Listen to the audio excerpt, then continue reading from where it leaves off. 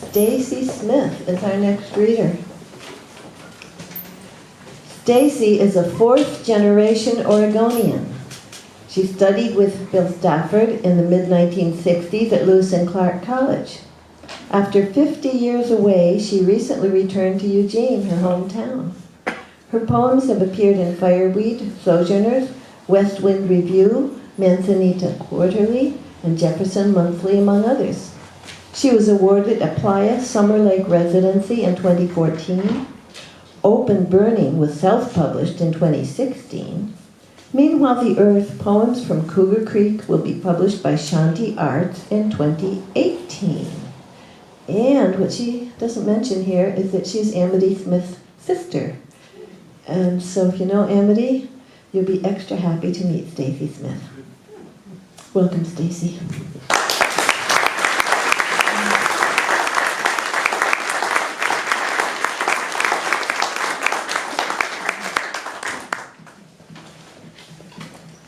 Thank you, Joan. So I can talk right into yeah. And thank you all for coming out on this rainy, rainy night.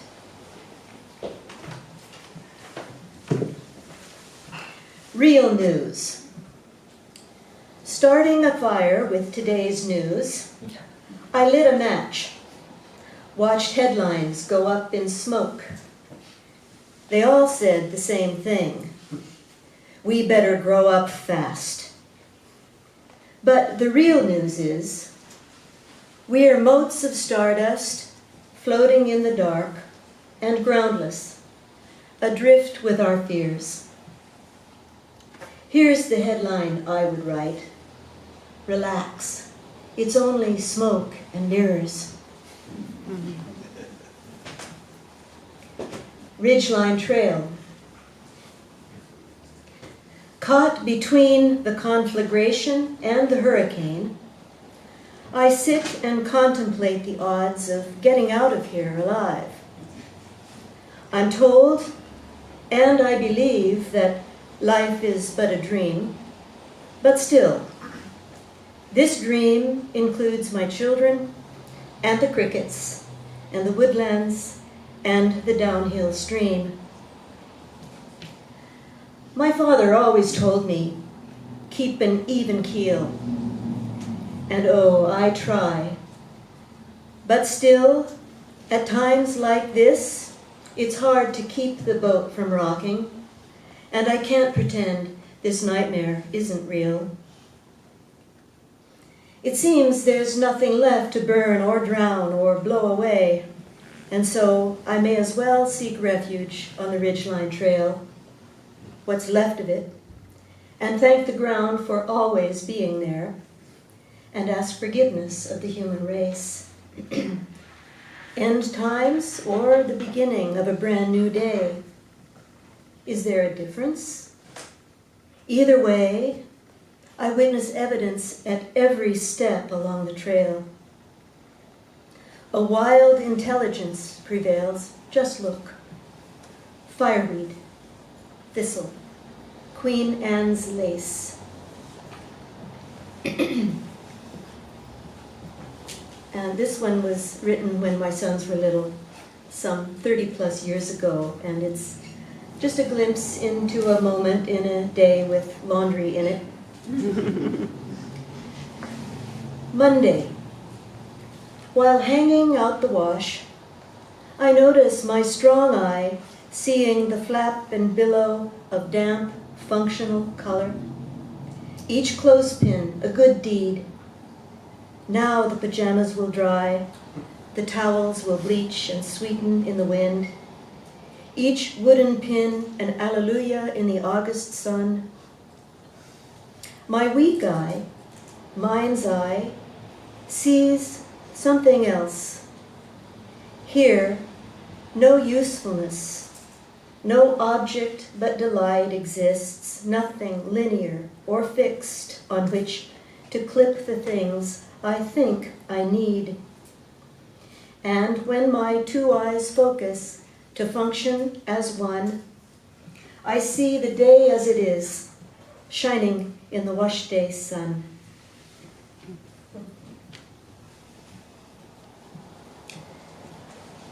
The fish in my dream. Spawning continents of thought, the fish in my dream moved upstream, pulled toward where it was born, pulled over the rocks to where it was spawned. It could leap cascades in response to the urge to die birthing. In the dream, men with picks and shovels came. Trained to look for ancient things, they found chunks of old macadam, tiny plastic arms, stuff that will never sink or burn. They found us in postures signifying this. Some bullying beast was upon us so fast, we had no chance to hide. In the dream, they rested from digging and talked about fairness and what to make of our demise. One of them said, even a fish should have a fighting chance against the hook.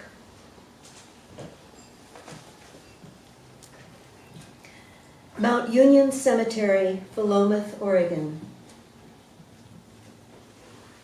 It's not a mount by any stretch, but that's what they named it, this rise of land on the edge of my mother's hometown. Her mother's mother is buried here, and other kin I never met till now. There's really nothing I can do but kiss the hallowed ground. Too late for questions that I didn't know enough to ask. West of here, by 50 miles or so, the Pacific Ocean rolls and roils, while east of here, a fertile valley stretches all the way to mountains many times the height of where my forebears now lie unified with soil. Standing here and bound like them by land, I ask my matrilineal ghosts to show me how to live, remind me who I am.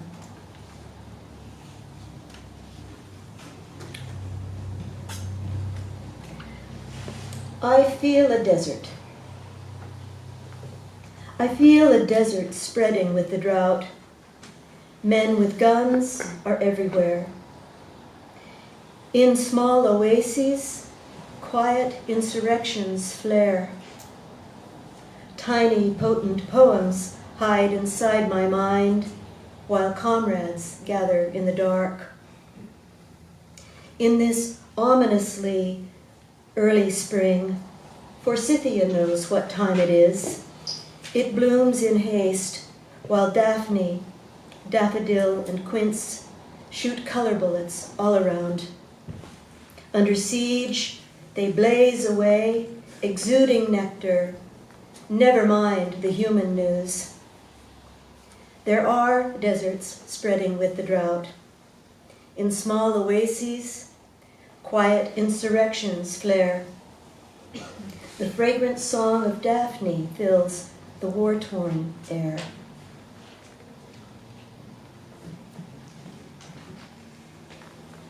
Full circle on returning to my hometown.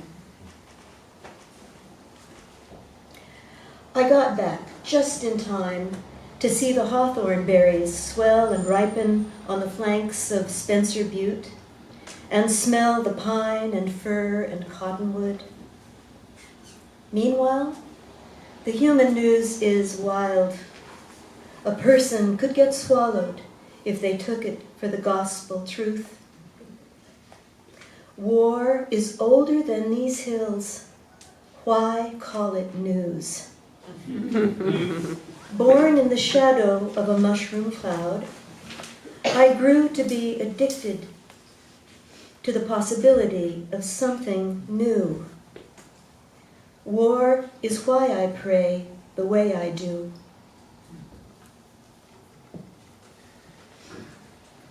Another take on global warming. Let's pretend that God's in charge. Let's say She's cranking up the heat because she wants us done to sweet perfection, like my mother's rhubarb pie. Let's say that there's a plan we just don't see. A cosmic picnic in a sacred grove where we're the honored guests, served up by God as just desserts. Or, let's look at it another way. We're cooked.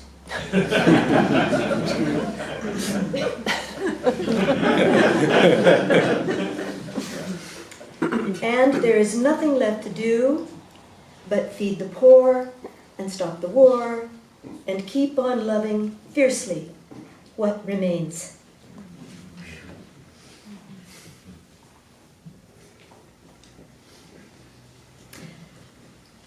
My grandson was an avid Harry Potter fan for a stretch of time, and that's when this poem happened.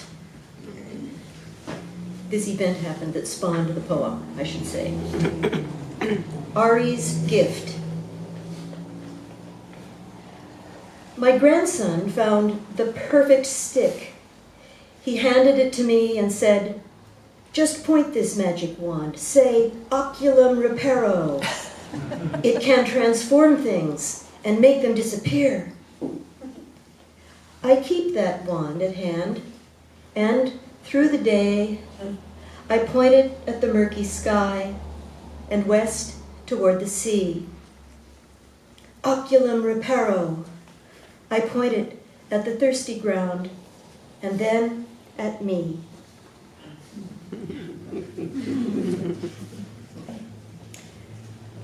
What else I can do? Now that I'm invisible and no one notices what I do, I can get away with anything.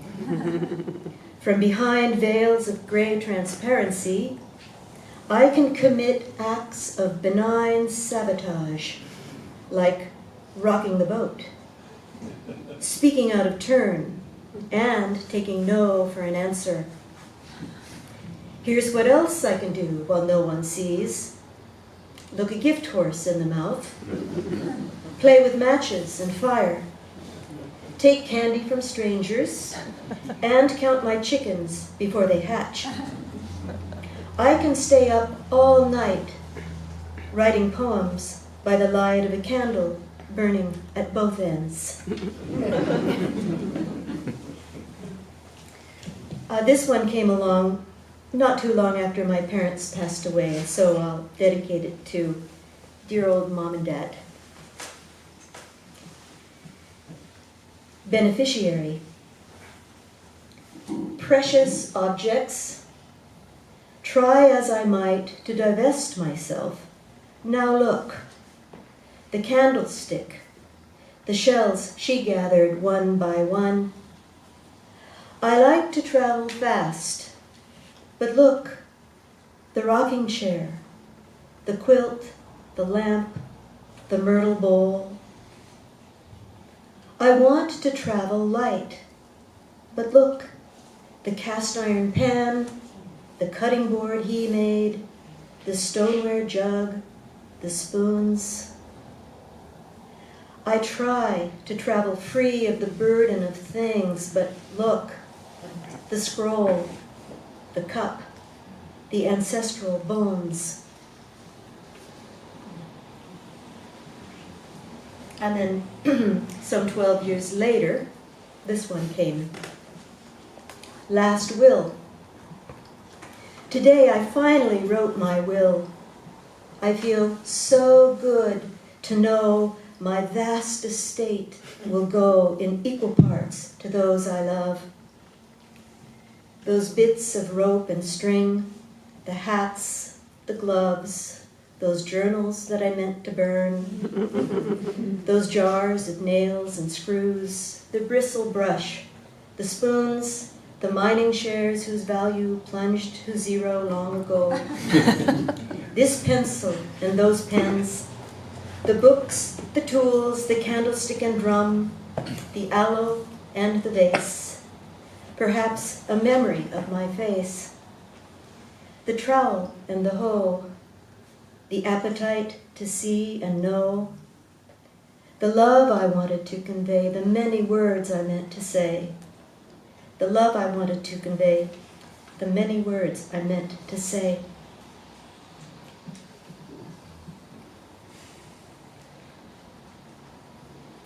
During a 5-week residency at Playa Summer Lake, which is a treasure of a place here in Oregon, I wrote a series of poems, and this is first in that series. Playa Series 1. A silence that I didn't even know I craved came to my door and opened it. First, the redwings, next, the sandhill cranes, the meadowlarks, the crows. There's something they all know that can't be said. I'm here to study that.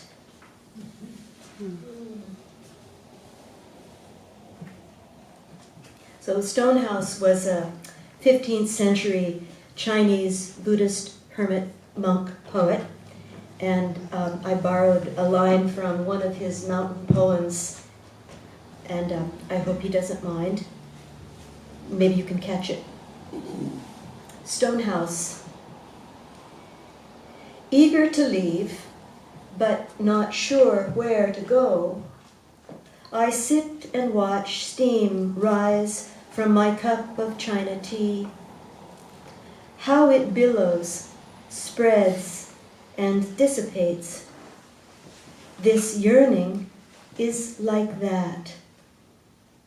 Old Stonehouse wrote his mountain poems from a hermit's perch, watching snowflakes whirl above a glowing stove.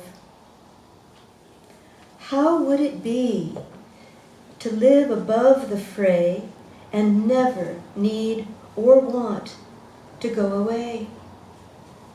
I may never know. This yen for leaving follows me no matter where I go, and so I may as well just stay and drink my tea and watch steam rise from the cup and let this yearning fill me up.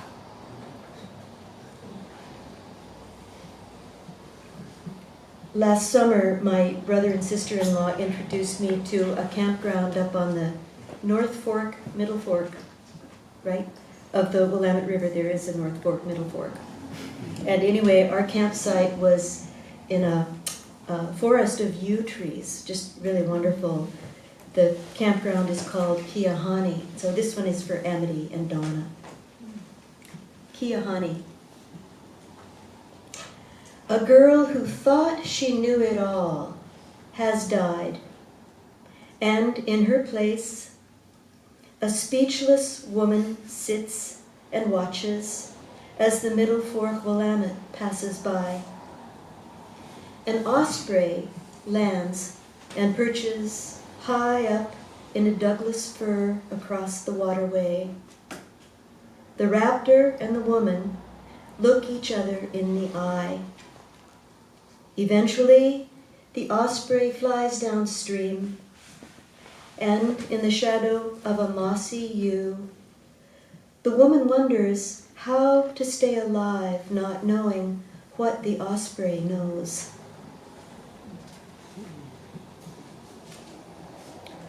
I'll end with this one, and my friend Elaine Weiss, who was very helpful as I was preparing for this reading, she challenged me to memorize and recite for you one of the poems that I'm sharing here.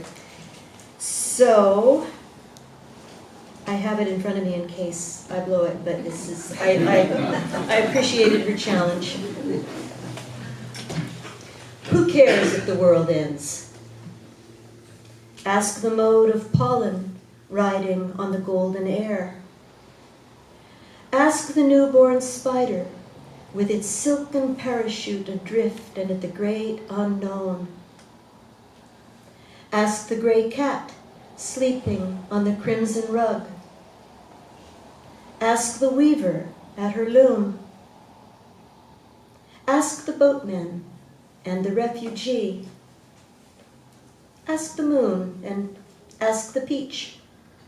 Ask the river and the sea. Ask yourself.